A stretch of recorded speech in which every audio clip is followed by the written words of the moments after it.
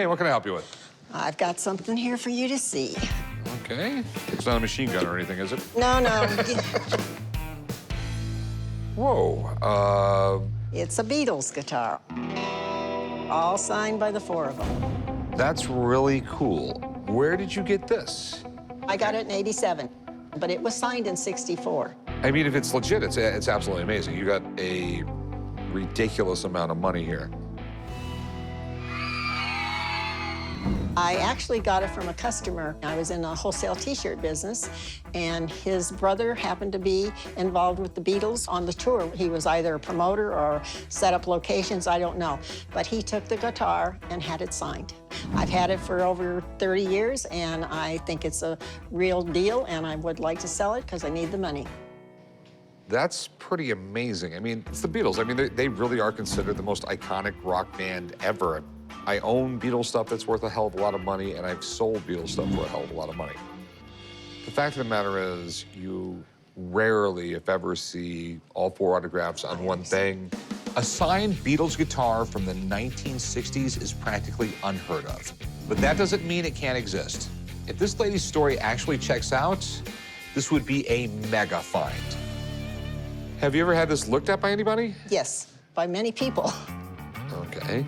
This looks absolutely amazing, but this happened a lot with the Beatles. You know, girls would come up, they'd want their autograph, the roadies would go, I'll go get something signed for you, and then they would go, you know, behind a corner and sign everything, and then come back out, try and get a girl's phone number. It wasn't signed by the artist. And to have something signed by all four of them on a guitar is rarer than hen's teeth. It really is.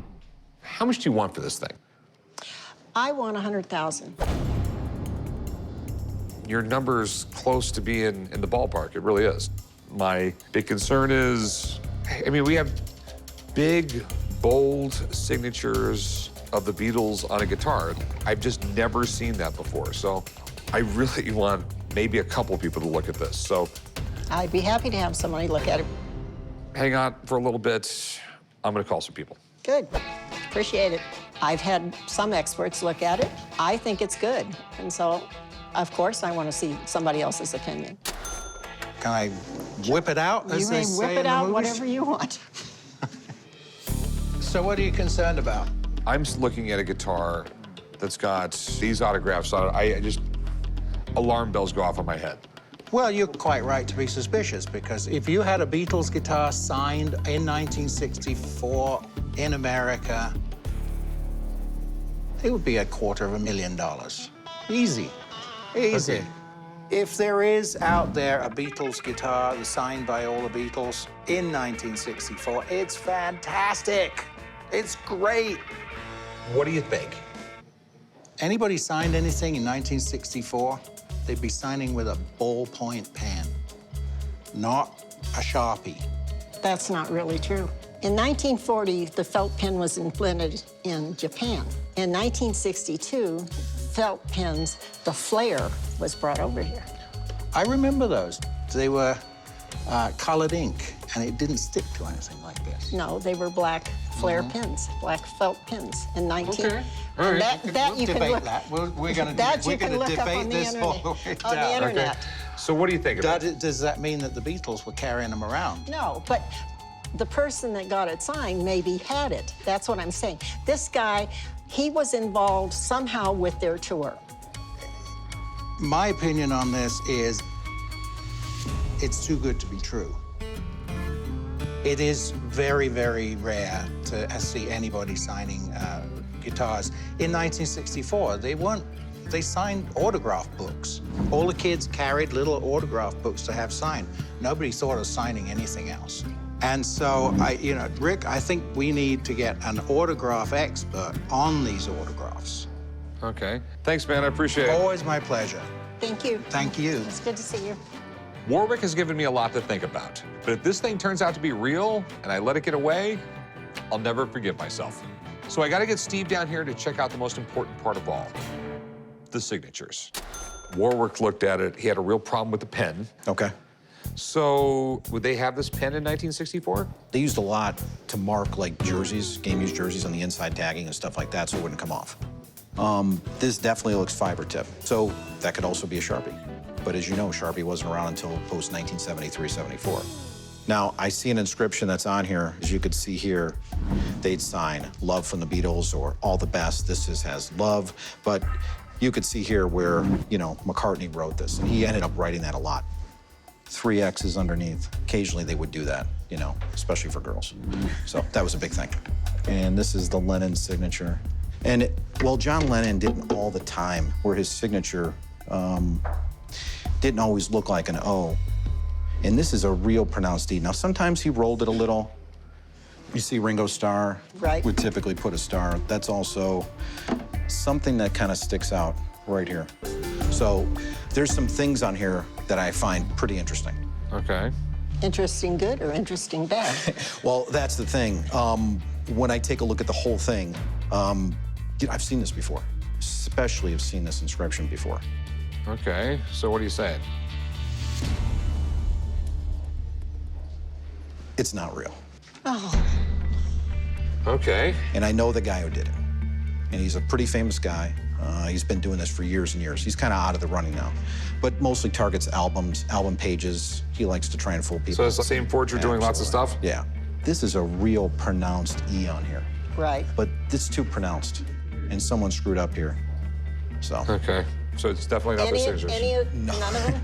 No, this, here, the Ringo Starr is something that, when Ringo did his, underneath his signature here, this is a beautiful example of what he used to do. This is not. You're breaking my heart. I'm sorry, it just works out that way. That's Good to see Thanks, you. man. Thanks, man. sorry. Nice to see you. Take care. All right. Any line of business, there's always people. Someone wants to take advantage of you, but in the autograph business, it's prevalent. So you gotta be careful, you gotta know what you're doing. And before you invest a lot of money in something like that, have it checked out by me. I'm sorry. I am too. Okay. I would have loved to have bought it, but Well, no, I wouldn't want to sell it if it's not real.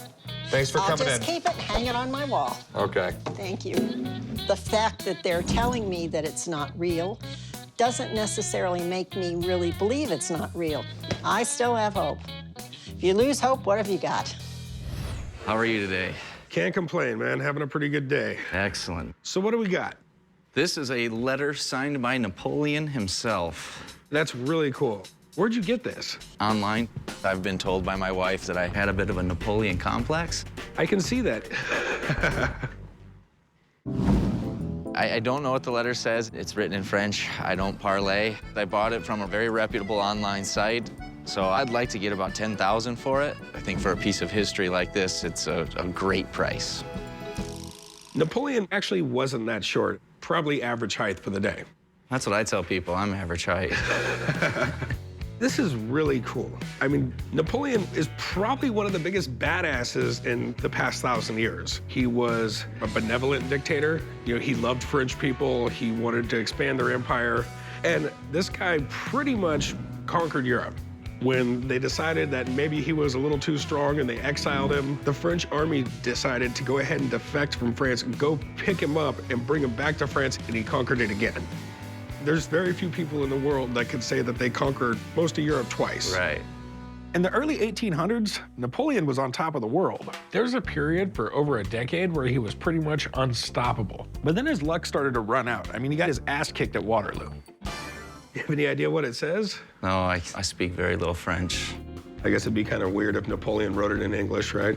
Yeah.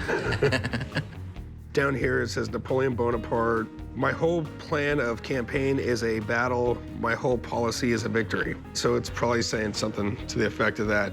It's got the seal right there. This is the type of seal they used back then, so it does look right for the period.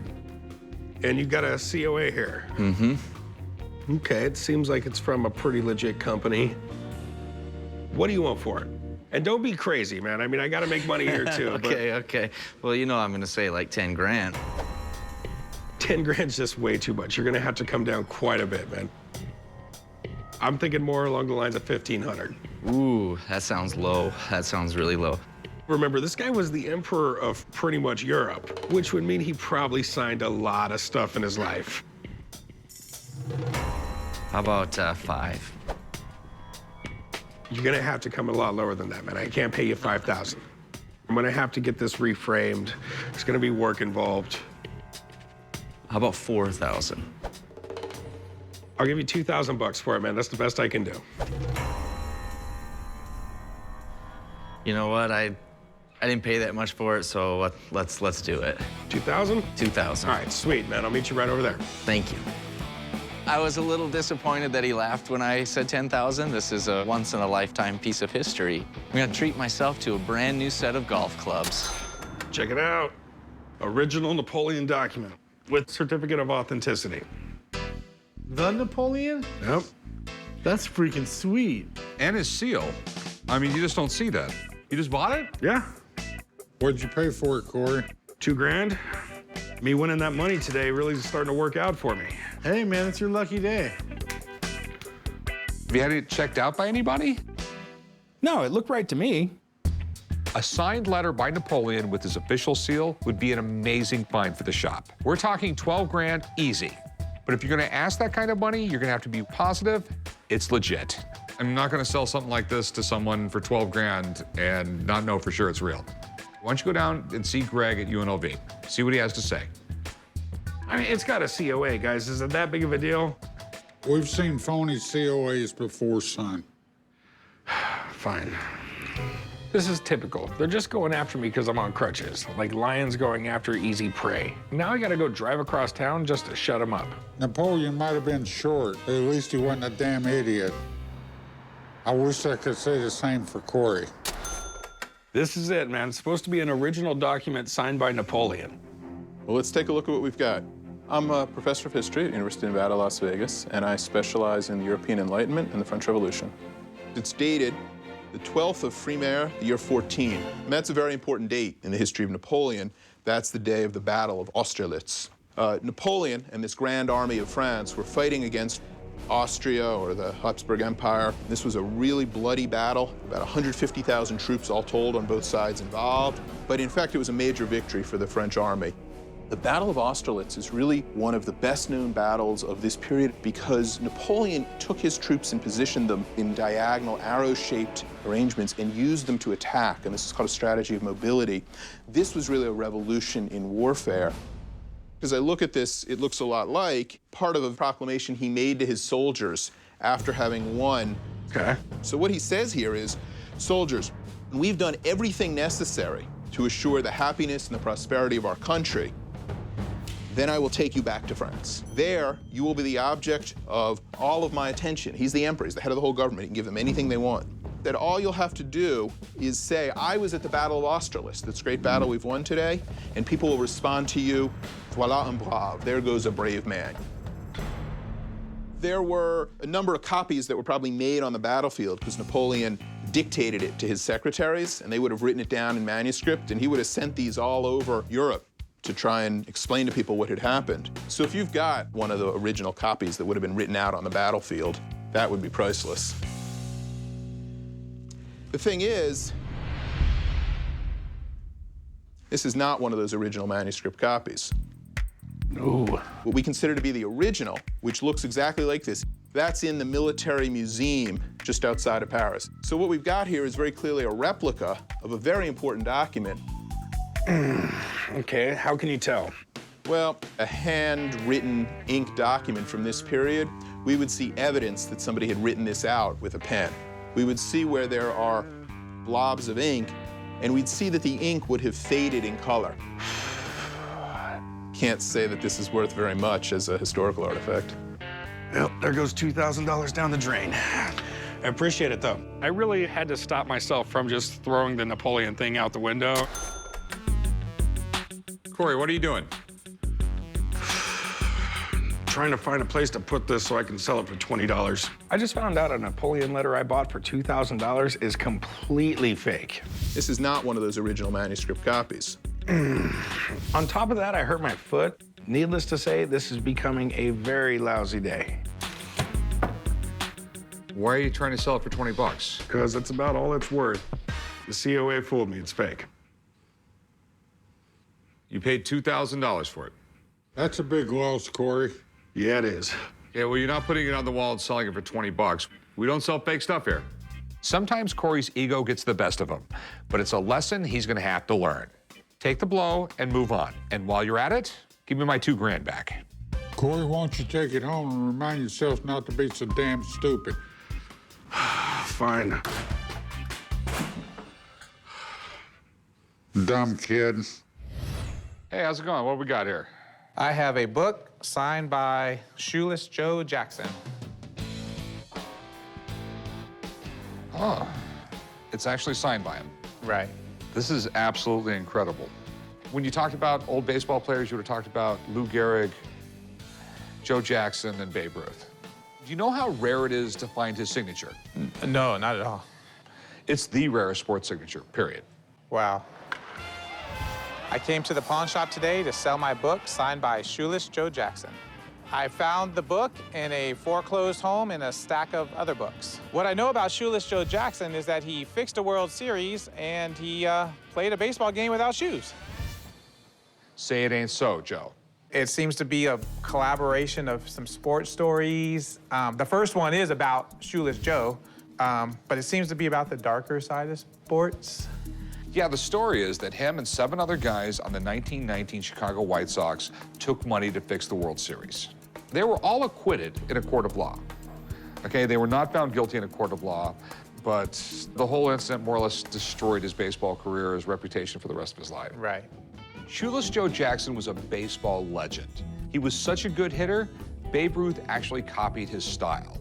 If it wasn't for the scandal, there is no doubt that he would make it to the Hall of Fame. So you got the signature certified. Right. When I found the book, I saw what appeared to be 2 signatures. The first one isn't very legible, and then the second one is clearly different than the first one, so. Well, he was illiterate. He could not read, and his wife signed everything for him. All the signed copies of this book, most of them, everyone you see will have this in it.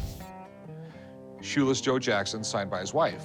He was embarrassed how bad his handwriting was on the only thing he could write, so that's why you never saw it. Okay. So this could really be an amazing signature. You will not find a rare autograph.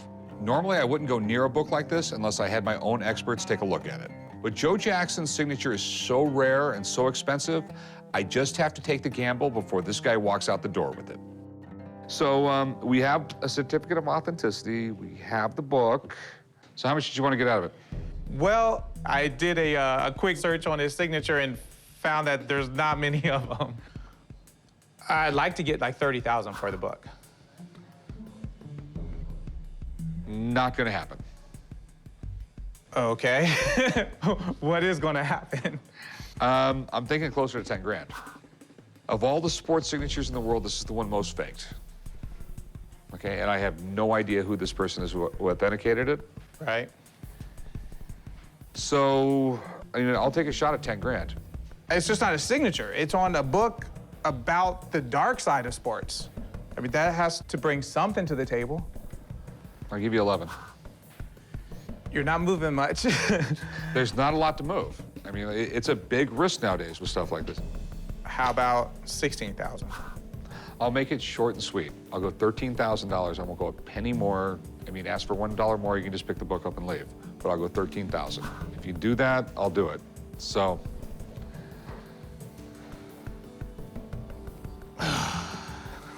Well,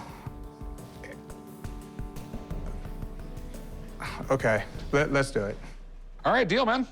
Great. Okay, I'll meet you right up front. We'll do some paperwork. Okay.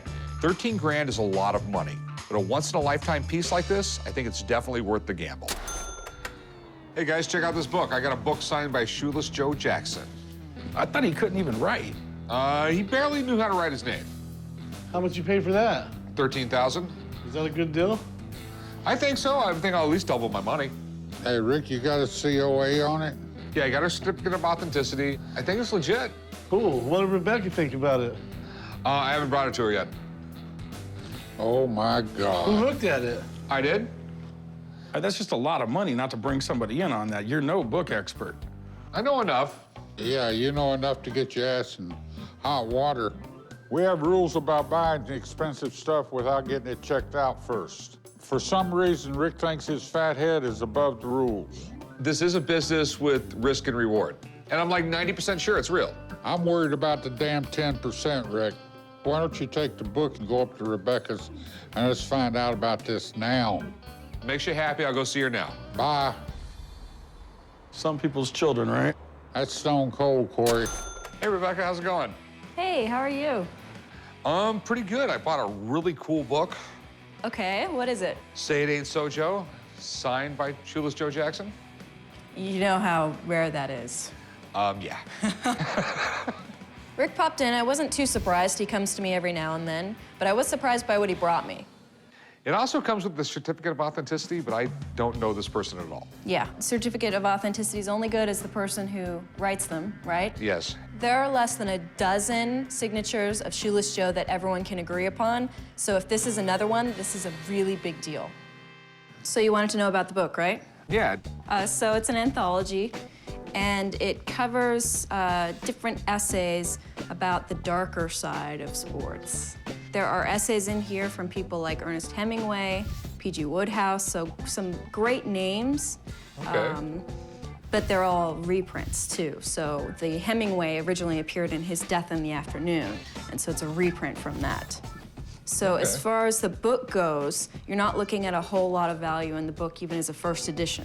All right. It's worth only about 50 bucks. But the signature, that changes things. This signature is real. This is by far one of the craziest things you brought to me. All right, well, I paid $13,000 for it. Oh, well, you either got a steal or you got screwed. You're looking at up to $100,000. Oh, okay. So what I have here is one of the only Joe Jackson signatures that all the authenticators can agree upon. So you can see how shaky it is. With someone who's not practiced at writing, they're not going to have the same muscles to be precise in their hand. So look at the J here. You see how it's got a curl, and you see how it's kind of moving a little bit. This one almost looks a little smoother on top, especially. Look at the A. This A here he was struggling with. This one looks like a pretty normal A that someone would just do. And then the K here goes straight into an O, whereas this, the K, he tries to do the loop, right? So there are some differences here. Would his signature be inconsistent since he wasn't practiced? Possibly, and that's one of the reasons why all authenticators don't agree on every Joe Jackson signature. But the key with this one is that it's just too neat in its attempt to look messy. I'm not convinced that it's real. But it is so rare and so controversial because there are some signatures that all authenticators don't agree on. If you can get the consensus of the community, then you would still be good to go. All right, thanks. You're welcome. All right. Talk to you Sorry, later. Rick. In my opinion, the signature is not real. I felt terrible telling Rick that he had made possibly a $13,000 mistake. That's not news you want to give to anyone. What's the verdict, Rick? Says it could be worth up to $100,000. Good, All give right. me. That's awesome. But Uh-oh, I don't like a bot. she's not fully convinced it's real. Oh, my God. Wait, she's not fully convinced, or it's not real? In her opinion, she doesn't think so. So it's not real. Well, no, I'm gonna send it off some more people. I'm gonna try and get a consensus on this You thing. realize that could be like one of the biggest hits we've ever had around here. I don't know how many times my dad has lectured us about getting stuff checked out before we buy it. His ego finally got the best of him, and it cost him 13 grand. If you're not sure about an item, just ask me, Rick. Come to me. I could call someone for you or something. I'm gonna send it off to some other people, get a consensus, what people think. All right? All right. No risk, no reward. I need to start taking more risks around here. No, you will not take risk. You're not allowed to. All right, guys, we have history in the making right here. What in the hell you got, son? My Shoeless Joe Jackson book. Earlier, Rebecca, my book expert, said that the signature on this Joe Jackson book that I bought for $13,000 may not be real. So I sent it off to an authenticator who specializes in sports, and I just got the results back. Let me see. Several factors became apparent during our thorough examination that prevented us from certifying the autographs, which means it's fake. It was drawn slowly, excessive pen pressure. The entire small case E in Joe's first name has been erased and signed over the original. Great job, son. pretty much it's a bunch of stuff saying it's fake. Just shut up. What do we have here? I have a postcard of the Rolling Stones. Okay. And actually, it is signed by all 5 of the original members. That's really, really cool. Daddy was a Rolling Stone, huh? No, it was Papa was a Rolling Stone, and it was a completely different artist. Why are you here to ruin the party? When I got the picture, I was excited because I was a fan of the Rolling Stones. I really have no idea what it's worth. I've seen things that they start at $300, up to $3,000. I'm just keeping my fingers crossed that maybe it's the $3,000. Where in the world did you get this? It was about 30 years ago, and I traded it for an antique dresser. A friend liked the dresser, and I liked the Rolling Stones, so we traded. Okay, cool. They look pretty young right there. Were they still in high school or something? Not high school, but barely out of it. This is the early 60s. This is the way the record companies marketed young bands back then. Remember, it was the early 60s, not the late 60s, so they were supposed to still be like nice boys. I mean, it's a really old promotional photo. Do you know how she got it signed or anything like that? I don't. I think she got him signed at a concert, but I'm not 100%. Okay, because I can tell you right now, it's a rare thing to have something signed by the original early Rolling Stones. It really is. So the original members were Mick Jagger, Keith Richards, Bill Wyman, Charlie Watts, and Brian Jones. But Brian Jones drowned when he was just 27. Mick and Keith have been the heart and soul of the Stones for over 50 years. But Brian Jones is the guy who actually started the band. And since he died so young, memorabilia with the signature on it is really rare and really valuable. Do you have an idea what you wanted? Oh, I don't know. 50 bucks, 100 bucks? No, I'm talking thousands here. Maybe 3,000. There's some issues going on with this, though. Is you there? saw that. Like There's massive tape. There's tape over signatures. when I got it framed, I wanted the signatures preserved. And when I took it to the professional, this is what he did. And I didn't realize it till I took it apart about 2 weeks ago. Yeah, they're still there, but it really affects the value. Because when people want these, they want them, you know, I mean, the cleaner, the better, okay? But there's still the 5 signatures on there. All right. Do you mind if I get someone to look at it? Yeah, I'd love that. All right. I have a friend who's in town right now who really knows what he's doing when it comes to stuff like this. Okay. I am going to give him a call. I'll be back in a few minutes. Okay. I'm excited that we're finally gonna find out if this is real or not. It's been a mystery for 30 years. Check this out. Know how much you like rock music? I love rock music. The Rolling Stones, the original members. That's really a great photo of these guys, very early too. And we know it's still the original guys because Brian Jones died in 1969, drowning accident. So we could date it 62 to 69 roughly. The Rolling Stones are kind of like top of the mountain. You've got the Beatles, and no one can touch the Beatles. But the Rolling Stones are right there in terms of popularity. Rolling Stones memorabilia goes through the roof. Anytime it's genuine, it's instant gold. Rick, tell me about your concerns. Well, first off, are they real? And if they are real, how bad is that tape all over them? Of course. The tape does affect the value, though, because you're altering the piece. Okay. I mean, if the signatures are real, and if they check out okay, there's not too many surviving pieces from that period of the Rolling Stones. It's a pretty rare piece. Okay, so do your magic. You know, Rick, this isn't really magic, it's science. Whatever, just do it.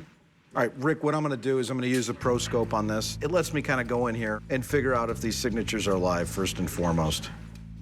And I'm starting to take a look at here, and I see some ink formations.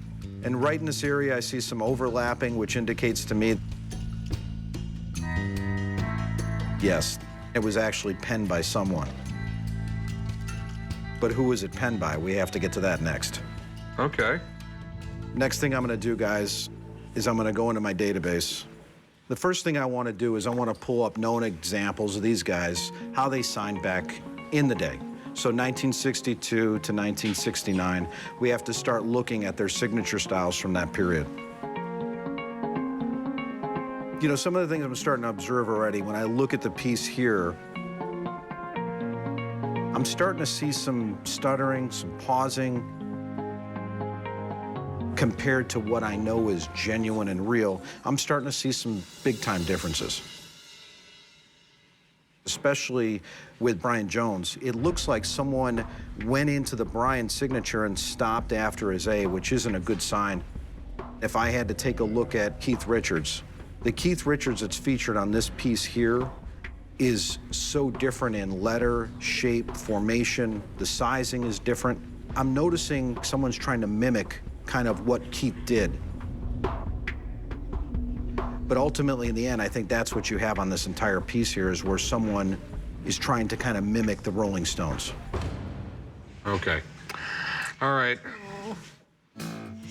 Oh, well. Sorry. Thanks, man. Sure, good to see you. Back in the 60s especially, a lot of times at concerts, the manager would sign photos and hand them out, which could have been this case as well. I mean, it's the only way that they could kind of fill that demand, because everybody wanted a piece of the Rolling Stones at that time. Should have kept the dresser. Well, I'm a little bit disappointed. I wasn't sure, you know, all these years. Thanks for coming in. Okay, thanks a lot. Take care. Well, it's a little misleading when somebody signs somebody else's signature, but it's still a cool picture, and it has been with me for 30 years, so I'll keep it. Hey, how's it going? Pretty good.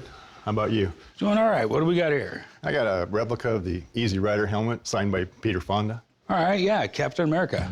Arguably one of the most recognizable motorcycles in history. And this is the helmet. I think in 1969, they came out with the movie Easy Rider. The movie's good, but, you know, it was way before my time. Well, I was in 7th grade, so. I'm here today to sell my Easy Rider helmet that's signed by Peter Fonda. I bought the helmet from a guy back in Illinois that ran a speed shop, and he used to do road rallies with Peter Fonda back in the 70s, and he had him sign the helmet. The helmet's in pretty good shape for something from 1975. I've had the helmet for about 20 years, and it's a good conversation piece, but it didn't fit in with the collectibles that I have, so I decided to sell it. This is cool. Easy Rider, it's the quintessential 60s movie. Easy Rider was about two drug dealers on motorcycles trying to move drugs from LA to New Orleans and kind of getting in little adventures along the way. I mean, you have Peter Fonda, Dennis Hopper, Jack Nicholson. The movie came out in 1969. I mean, there wasn't a lot of high hopes for it, but $350,000 movie turned into $30 million. It was a huge success. So you already said it was a replica helmet, right? Yeah, it's a replica, I mean. Yeah. But it's pretty close to the time period. Yep, Peter Fonda signed it, I guess. The condition, you can tell it's been dropped, it's been banged around a little bit. It's not cracked, so you could still use it, I guess. I didn't even clean it up. I didn't want to mess with the signature, so. Good idea. What are you looking to do with it? I'd like to sell it. Any idea of what you're looking to get? Oh, about $1,500 worth. Okay. I really have no idea what Peter Fonda's signature is going for these days. Have you ever had the signature looked at? You got any paperwork or anything? I just bought it and took the guy's word for it. All right. Do you mind if I have a buddy of mine come down and do it? No, that'd be great. Okay. Well, I'll tell you what. Hang out. Let me give him a call and see if I can get him down here, okay? Okay. I'm glad to have an expert come in because I'd like to know for sure that it's a good signature, but I'm just taking the guy's word for it. What's happening? Replica Captain America helmet with Peter Fonda's signature. Nice. Easy Rider. It's really one of the best movies of, late 60s? You had Dennis Hopper to direct it, Jack Nicholson and Peter Fonda. You can't really go wrong with that cast. Pretty cool movie. So what are your concerns? Well, I know the helmet's not the original one. I don't know anything about Peter Fonda's signature, though. Okay. Usually Peter Fonda was a good signer for people throughout his whole life. I've got some pretty good illustrations to show you his signature throughout the years. He had kind of a sloppy signature. Wasn't much to it, but it stayed the same from the 60s, pretty much all the way up until he died. Corey, if you don't mind, if you could hold that for me. I'm going to show you a series of checks. This is from 68, 1972, 1978, and then 1988. Now, the thing you see here, and I'll go back to this one, is the straight up consistency. Now, when I see this, I'm seeing something totally different. So it lacks kind of what he does here, almost 100%. The last name is almost completely different and spurious from what he would sign. The F, I'm not even sure what's going on here. It's an uppercase F. He uses kind of a lowercase, almost looks like a J to sign. So I'm seeing a lot of things that don't match up to me here, Corey. Well, I found a couple on the internet. There were early signatures that matched that completely.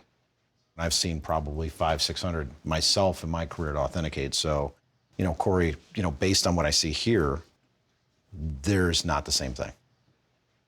Oh, I gotta go with you, man. Appreciate it. All right, dude. Good to see you. Well, good luck. Okay. Thank you. No problem. Happens sometimes, man. Yeah. I had no reason to doubt the guy, but I wasn't there to watch him sign it, so Well, it is what it is. last words of the movie, man. We lost. Yep. Take care. Thanks. He's an expert. That's what he does for a living. I don't know why he would lie to me.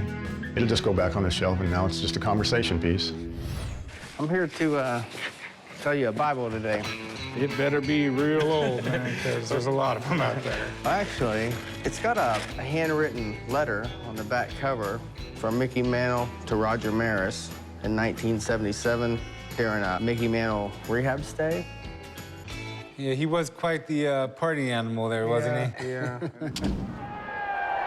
Everybody knows Mickey Mantle, so any Yankees fan, it would be like the holy grail to own something like that. I'd like to get $1,500 for it. I'd be negotiable. If it was just a Mickey Mantle thing, I would just tell you to kick rocks. He made more money as an autograph signer than he ever did as a baseball player, and at one time he was the highest paid baseball player in the world.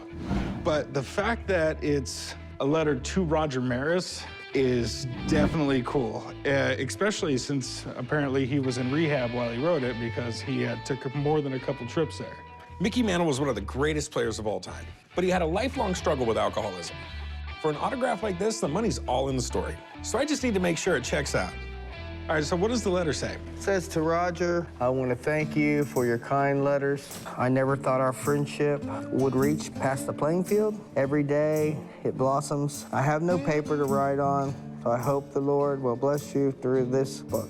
As he has done me, God bless Mickey Mantle. All right, so have you ever got it certified or? I haven't. I thought about sending it off a PSA and just hadn't had time to do that. Any idea what you think it might be worth?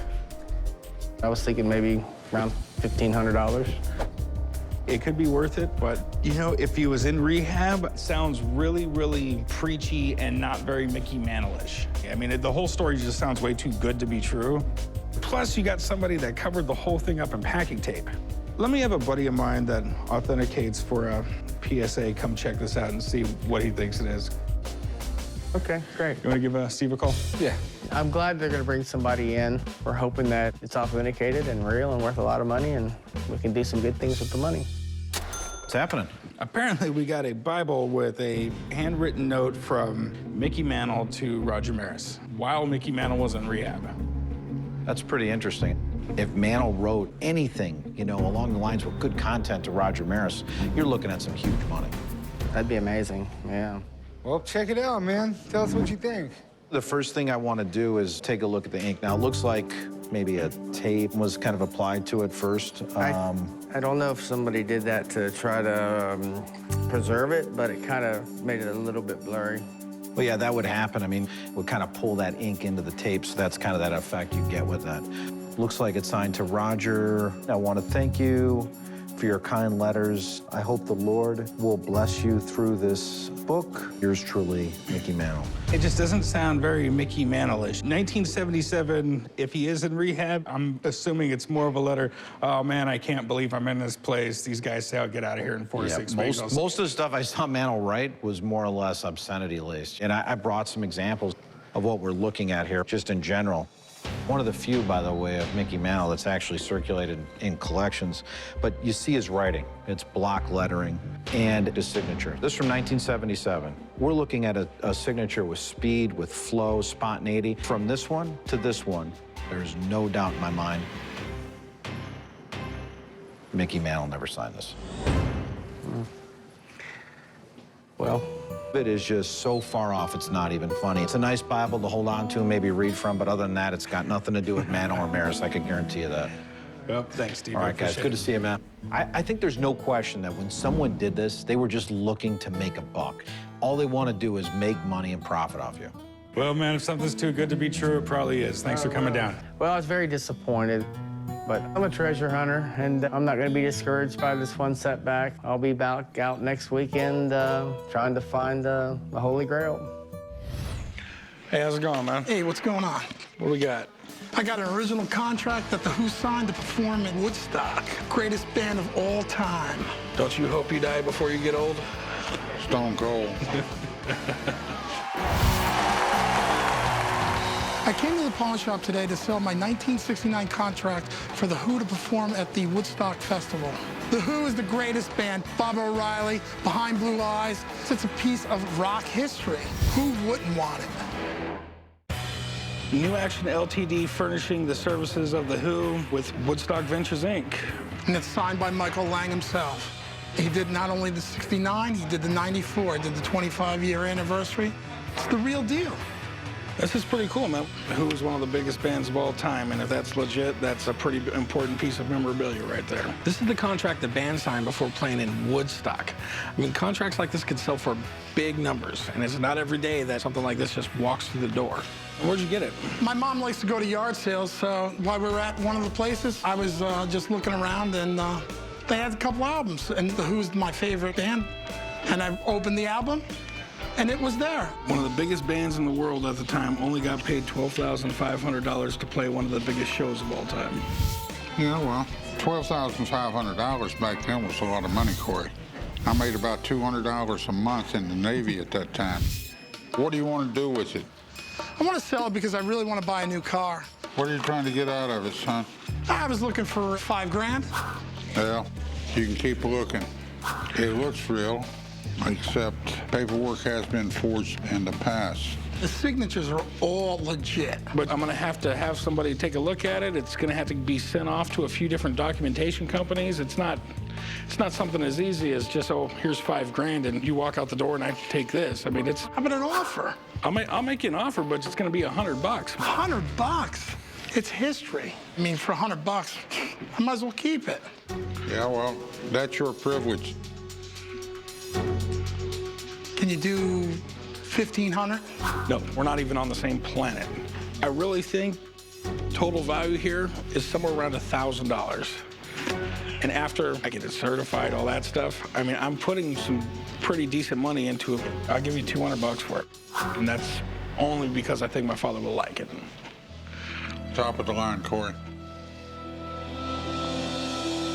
All right. All right, man, deal. Let's go do some paperwork, my friend. The Who is one of the biggest bands of the 60s and 70s, and my dad really loves them. And if this thing's legit, it could be worth some serious money. Hey, Rick. Hey, Dad, you look comfortable.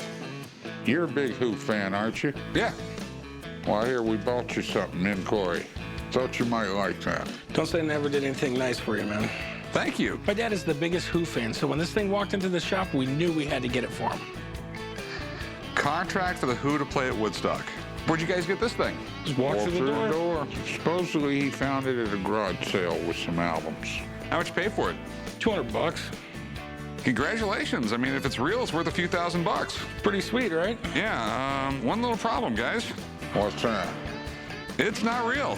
What? What do you mean it ain't real? They used to give these away in albums. I mean, don't you see a problem with a contract to the Who at a garage sale, like perfect condition? It was $200. We took a shot. I know you're the world's biggest Who fan. I've seen like 100 of them. Okay, then it's not real. We screwed up. Big. You guys owe me $200. Try to do something nice for you, and you turn into a... I know, and I appreciate it, guys, but it's worth right around $25. Anyway, nice gesture, Dad. Should have checked it out, son. Whatever, man. We won't get fooled again. I told you not to buy it. You're lying through your teeth, Corey. How you doing, gentlemen? Oh, pretty good.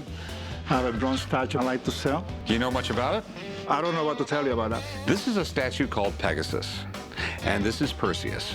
Perseus was the mythological figure that killed Medusa, okay? And the helmet he's wearing right here made him invisible. You got me. I don't know what you're talking about. decided to come to the pawn shop today to sell a limited edition 1888 bronze statue by Louis Picault. I want to sell my statue for about $6,000, but you know, if I can take 55, but I won't take less. So what can you tell me about this thing? It was made in 1888 by the French sculptor Émile Picault. Okay. Rick, it's a quality piece. I don't know the sculptor. Picault was an artist in France. He was born in the 1830s, died around 1915. He did a lot of mythological stuff, and this was his most famous one. If this is a genuine Picault, we're talking thousands of dollars. His sculptures are highly collectible, but in the art world, there's just millions of fakes, so you have to be really careful. The patina looks right. What doesn't look right is there's some pitting right here. And that crack right there is from when they casted it. It didn't happen later. If it's an original, the casting will all be right. Well, to be honest, I don't know how to respond. I believe this was recast probably around 40, 50 years ago, long after Picault died.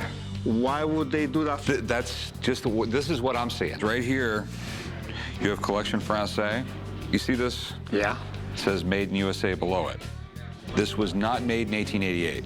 The original was made in 1888. I don't believe you. Okay, I mean, I just don't see 1800s here. It's an American foundry in the 1950s. What you've seen and what you can prove is two different stories. I see this all the time. People will bring in things like this, and I tell them it's not real. And they just think I'm an asshole. They think, that guy can't appraise art, but I can. It's not as old as this date says it is. I don't care what you say.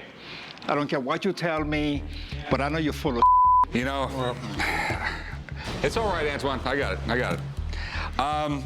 That's just what I see. We might be wrong. We don't know. We're in the business to make money. So when we don't feel comfortable with something, we're going to back off. We really appreciate you bringing it in, but it's not for us. That's all I can tell you. I'm glad he didn't want to buy. It's his loss, not mine. Hey, what do we got? I got a painting here. A painting by? Prince. Okay, all right, I'm interested. Prince, he became really big in like 84. Before I was born, but... Okay, all right, here. Go ahead, make me feel old. I'm here at the pawn shop today to sell my painting by Prince. He was a big pop culture icon. My family was into Prince. I'm not 100% sure of what was going on in his head when he made it, but it's a character that he created. I'm looking to sell the painting for $50,000.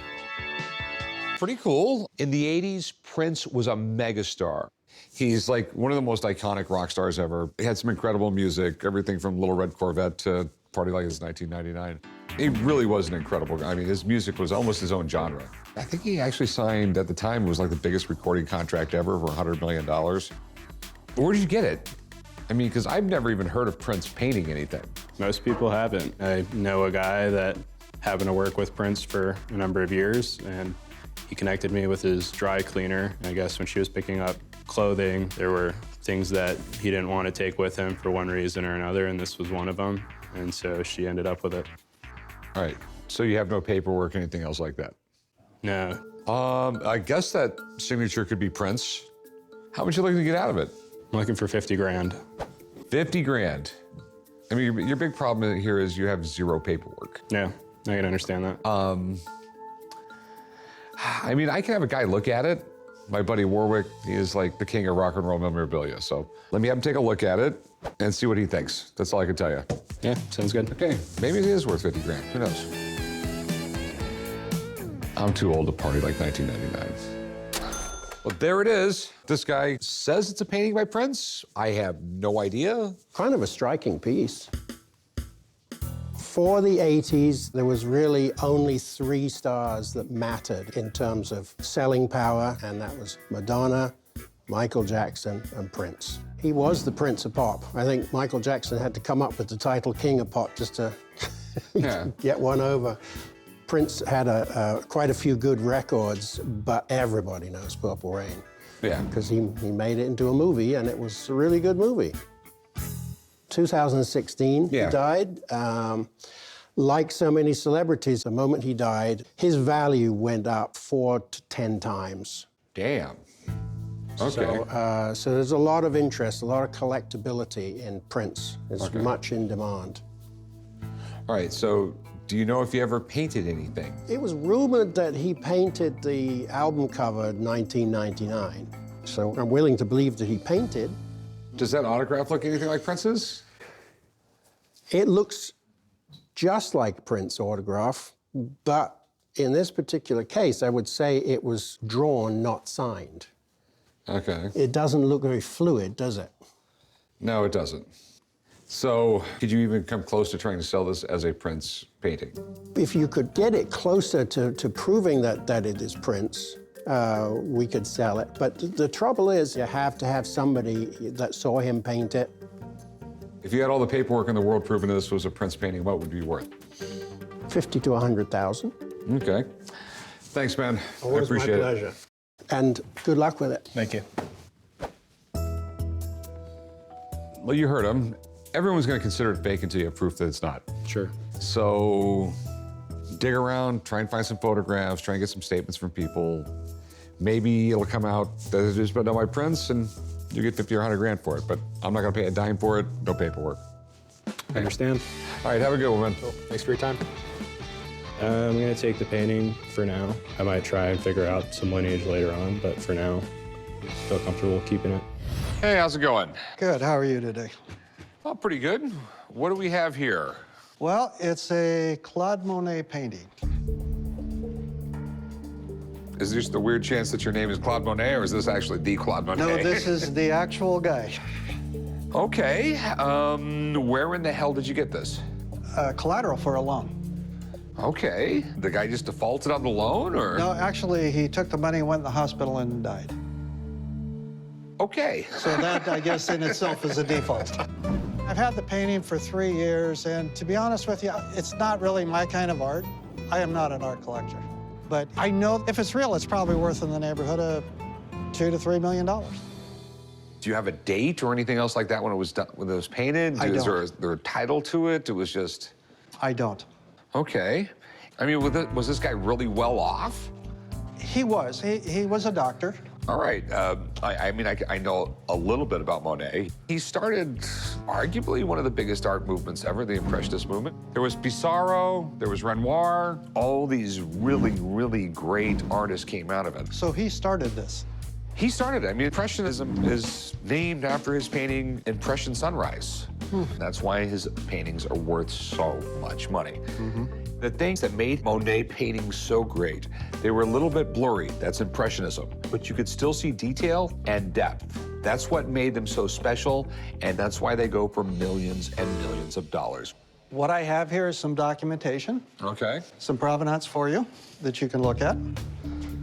All right, so May 1st, 1965. Our findings as follows. The painting is solidly constructed casual canvas, a typical Claude Monet from his early period. Okay. Then we jump forward to 1997. The painting was actually displayed at the Las Vegas Museum of Fine Arts. Okay. This was the insurance policy for that painting at that time. And it was insured at that time at $2.1 million. People have walked in my shop and I have bought hundreds of thousands of dollars worth of merchandise off them. But a real Monet, that might be the most expensive item yet. So you want to sell it, correct? Correct. You know, I just 100%, I am not qualified to say if this is real or not. Okay. But I might have a lowly pawn shop, but I do spend some serious money every once in a while. Sure. So let me get a friend down here. Okay. If this is legit, I think we can both make money off it. Okay. Sounds good. All right. I'll be right back. Thanks. If they bring some people in, it only helps the situation. I'm hoping to walk out with $1 million. Oh my gosh, this is the Monet. This is it. All right. Monet's one of the biggies. I mean, when you think of fine art masters, Monet's right up there near the top of the heap. He established probably the most important artistic movement of the last 200 years. I mean, there's prestigious museums that can't get hold of a Monet, so you don't expect to see one in a Las Vegas pawn shop. You say I'm not prestigious? Yeah, well, really? Nothing personal. I love Impressionism. The way that they were able to configure and juxtapose in short dabs of color to where, as you step back from the painting, your eye puts it all into focus in a natural way is phenomenal. Now, was it on exhibit at the Las Vegas Art Museum? It was in All right. 1997. Okay. They say early period, which is very vague. I mean, he lived a very long life. Yeah. He started painting very early, so what's early period? It doesn't really tell you a whole lot. But he was a perfectionist, and a lot of his lesser pieces have kind of been lost to time. So this may have been a piece that he did, perhaps as a study to another piece. Let me take a closer look at it, if you don't mind. My first impressions of the piece is it certainly looks like something Monet would have painted late 1870s when he was fascinated with a lot of rural France and he was trying to capture the pristine, untouched beauty of some of those types of areas. It's indicative of Monet's brushstrokes. Impressionists were all about, as the name would indicate, capturing the impressions of a scene. And when you work in plein air, out in the open air, it's all about speed. I mean, because the lighting changes, the wind kicks up, the shadows move. So you have to really capture the impressions quickly. The brushstrokes are there. It's very thin. Usually you'll get some sort of impasto, a little bit more texture. He usually had some texture in his pieces, and this, again, there's very little of that. He also was known for having a very, vibrant palette. All of the master works that you see have every color of the rainbow. I mean, you've got purples, you've got oranges, you've got reds, you've got greens, and there's very little of that. But that having been said, I don't want to dismiss it because, again, you're talking about a piece that, if it's authentic, this could be a $5 million piece. But on the same token, you have to be really careful. So red flags means it's not real, or? I'd like to get a second opinion because, again, when you start talking about these types of upper echelon pieces, the more opinions you can get, the better. Okay. And just because there's a few red flags that I see, he may not see it that way. That's fine with me. Okay. Is that okay, Rick? Sure, yeah, give him a call. Okay, I will. If this piece is authentic, this could certainly be the most valuable piece I've ever checked out for Rick. You really have to dot your I's and cross your T's, and it always helps to get another opinion. Gerard is the man that I go to in our gallery when we have masterpieces come through just to verify authenticity and things like that. I trust his opinion implicitly, so. Okay. I'm a fine art expert specialized in authentication of important masters. Before to look at the name, you look at the technique, because you see rapidly the difference between a Sunday morning painter and a real artist. If this is a real Monet, it will be a very important Monet because of the size and also because of the subject, because he is a painter from the outdoors, from the landscapes. Monet is known for that quality. The first thing, if it's a Monet, it should be 150 years old. So we should at least see cracks in the painting. Yeah. Also here in the signature, there is absolutely not one crack. That's interesting. Yeah. If we look on the back of this painting, may I lift it? Sure, No problem? Sure, go ahead. Yeah. What I'm looking at is the texture, the canvas, all indication of who it could be. You will have all the oil paint sweating through the canvas. Here you don't see that. So is it real? It's in the style of Monet, but it's not absolutely not by the end of Claude Monet. Really? Yeah. How sure are you of this?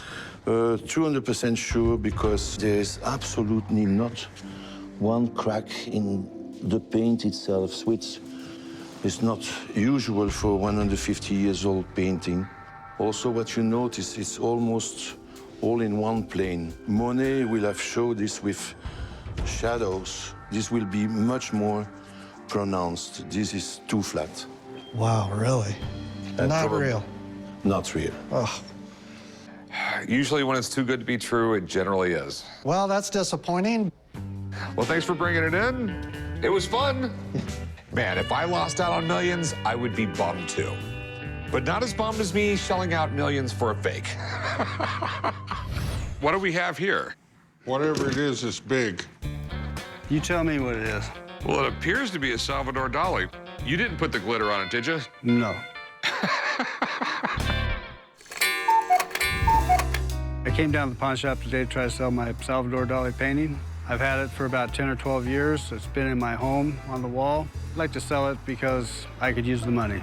I expect a big paycheck. Where'd you get this thing? Bought it about 10 years ago at a swap meet. All right, yeah, Salvador Dalí, pretty neat guy, weird guy. He came up with the whole melting clocks, and they were really, really popular. Dalís, you can't take them all in at one time. You have to go through it piece by piece to learn what's in there. You see a face here, you see eyes, nose. You look at the mountains, and there's stuff coming out of there, too. I'll tell you what, it's different than any other Dalí I've ever seen. I've never seen one with glitter. Bedazzled. How much were you looking to get out of it? As much as I can get. Okay. To be honest, I have my doubts just because I've never seen anything like this before. But, I mean, if it's real, I can guarantee it's worth over 10 grand. So, do you mind if I call someone up and have them come down and take a look at it? I mean, he's going to know a lot more than I am. I think that's a good idea. Okay. Let me give him a call. Original works by Dalí have sold for tens of millions of dollars. So if this thing is legit, of course I want it. But any artist who's really popular with collectors is really popular with forgers. So you always have to be careful. Salvador Dalí, excellent. Not only was he a surrealist in his artwork, he was pretty surreal.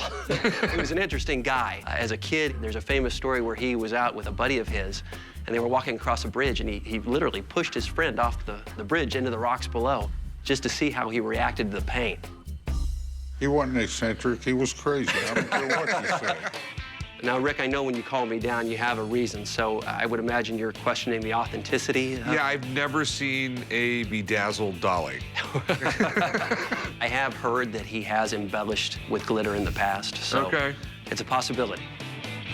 Typically, I'd like to look at the annual price guide of his work, and that basically has everything. So if you don't mind, let me consult that for a few minutes and see if I can find that image. Okay.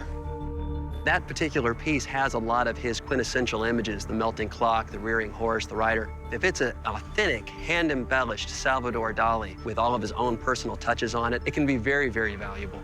Give us some good news, Brett. You know, I don't know if it's good news or not, but I don't see it in here, and this is pretty all-encompassing. So the fact that it's not in here, I'd have to say that it's not a legitimate piece. Now, that's not to say it wouldn't have any value, because there is a chance that the signature is authentic. He would sign large sheets of blank paper, so dealers or galleries, they could do whatever they wanted with the paper. They could print images on there. They could do all sorts of different things. So I can't authenticate the signature. There's a chance that it could be his signature. So that signature should be worth at least 50 grand, shouldn't it? No, I'm afraid not. He signed a lot, and there's still, even though he's passed, there's still a lot of his signatures floating around out there. So what are we talking? Assuming the signature is authentic, I'd put a value on it somewhere around $600, $700, $800. The frame costs more than that in the matting. Thanks a lot, I appreciate it, man. Hey, my pleasure. Thank you, gentlemen. You know, there's nothing I can do with it. But just remember, nothing ventured, nothing gained. So, that's right. Thanks for bringing it in, though, man. Thank you. Hey, thank you a lot, sir. All right. Here's some advice to people who want me to buy their stuff. Get it checked out first. So I got a call from my gallery, and they told me that someone is bringing in 2 Louis Icart etchings. These could be worth a lot of money, especially if they're the right ones. So I've called up Chad, and we're waiting on the guy. Hey, how's it going? Fine, thank you. How are you Just today? put these up here. So where'd you get these? Got them at a sheriff's auction, Gove County, Kansas. Sheriff just had some Icarts? They just happen to be there. I have 2 Louis Icarts. Had them for about 5 years. They haven't been hanging on the walls or anything like that, just been stuck off in the closet. Me and my wife are downsizing, getting ready to travel. So we live in an RV and there's no room. I'd like to get $1,700 for them. That is really neat. It's Louis Icart, a really incredible guy. He was literally the king of Art Deco.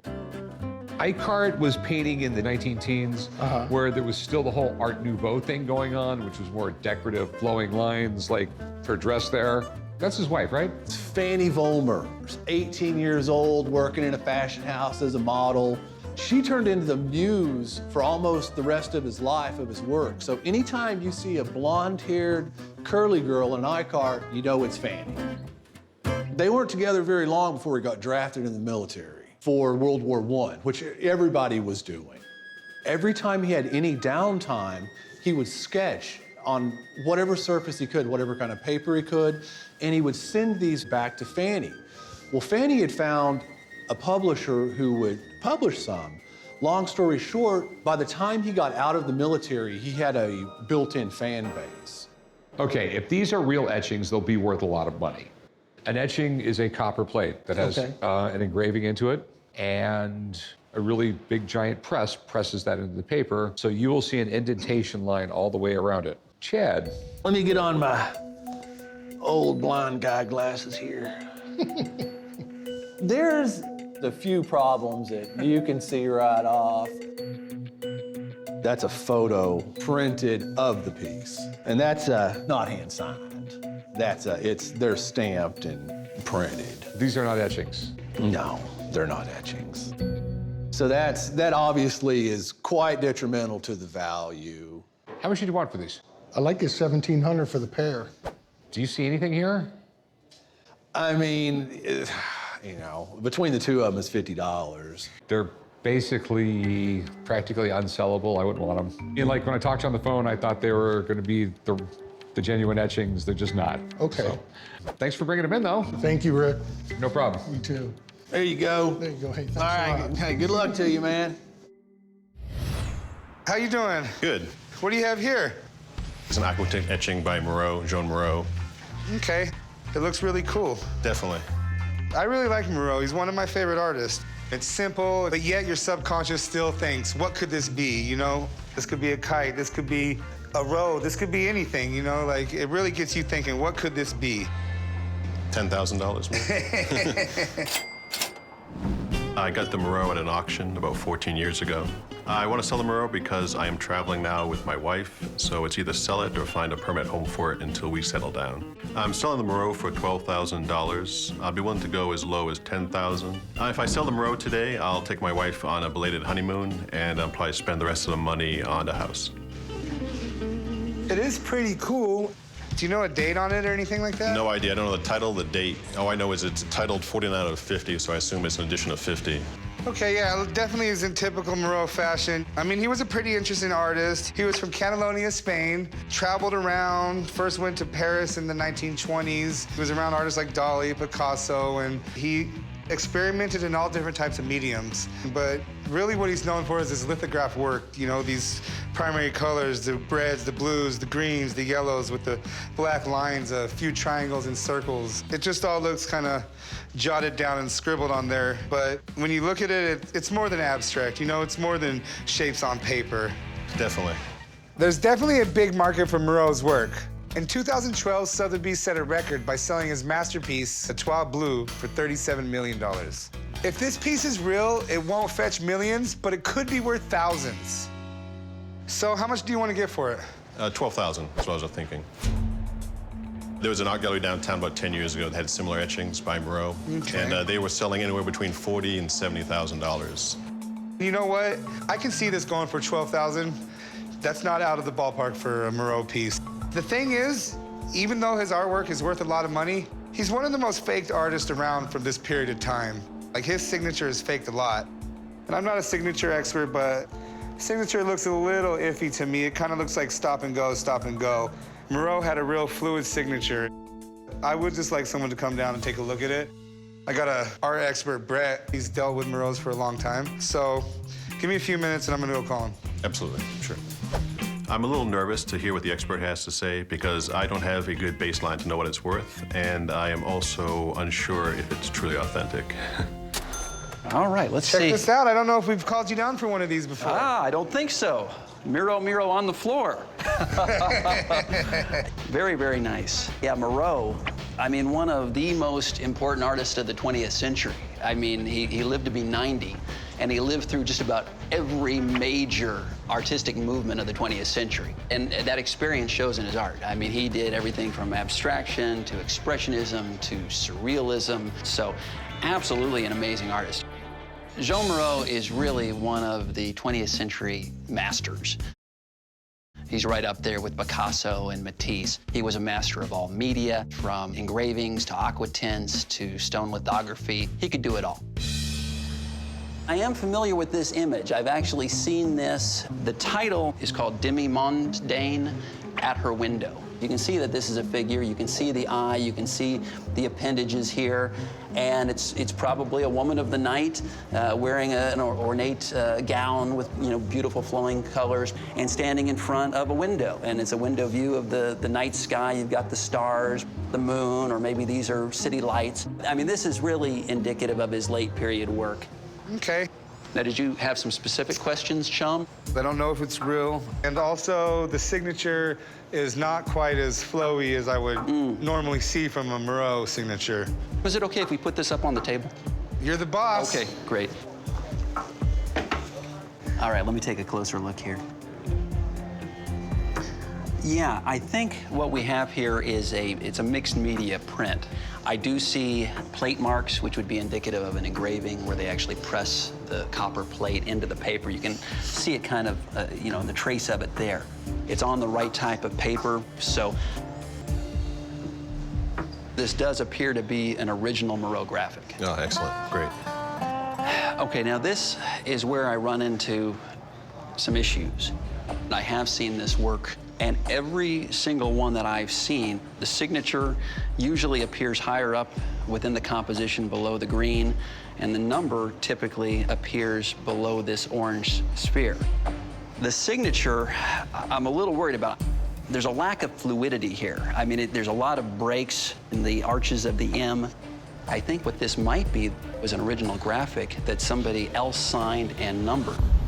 Oh.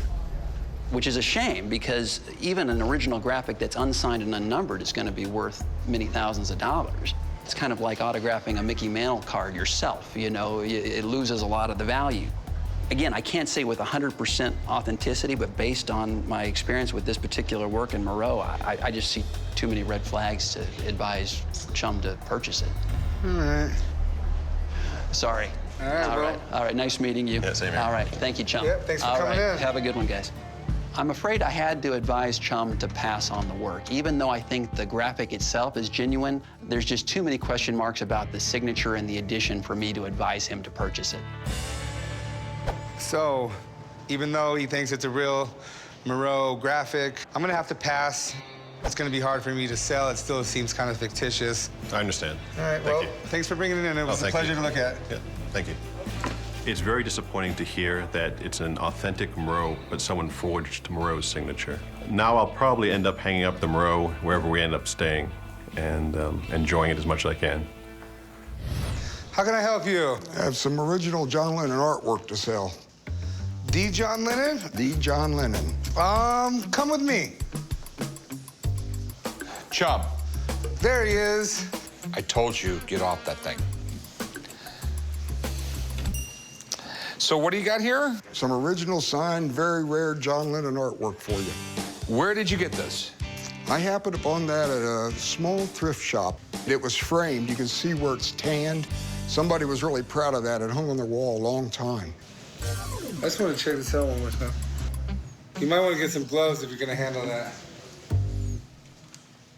Good employees are hard to find. The artwork is original John Lennon, 9-panel self-portrait. I want to sell it because I think it's worth about $20,000. I may go down a little bit, but not much. If I get the full amount of money, my birthday's tomorrow, it'll be a great birthday present. It's definitely cool, man. John Lennon, he actually went to art school for a while. He did these doodles and things like that. And, you know, in the 70s, he realized people would pay him money for it. Then he started doing the really large ones. I mean, he did full, like, portrait-sized ones. And almost all the art I've ever seen from him is like this. It's his little doodles. And then he started doing limited editions, and most of the ones you see today, they're from his estate. They were printed after he just passed away. There's something neat about it, though, because there's probably 20 artists in the world where you just look at a picture and know that's them. So, you're looking to sell it? I am. And how much do you want for it? $20,000. $20,000. That's a known 9-panel self-portrait that he did, you know, and so. Okay. He did a lot of art. There's a lot of his stuff out there. You have a little problem with this one, though. This is Kodak computer paper. He passed away in 1980. This type of paper didn't exist in 1980. So, it's cool, but it's 100% fake. Glad I didn't pay much for it. How much you pay for it? $10. You know what? You never know. If the next 50 of these might pay $10 a piece for every one of them, maybe one of them will be real. Okay. Have a good one. Well, I appreciate it. Thank you. No problem. See you later, dude. Thank you. I'm really disappointed to hear that my artwork by John Lennon is actually a John Lemon.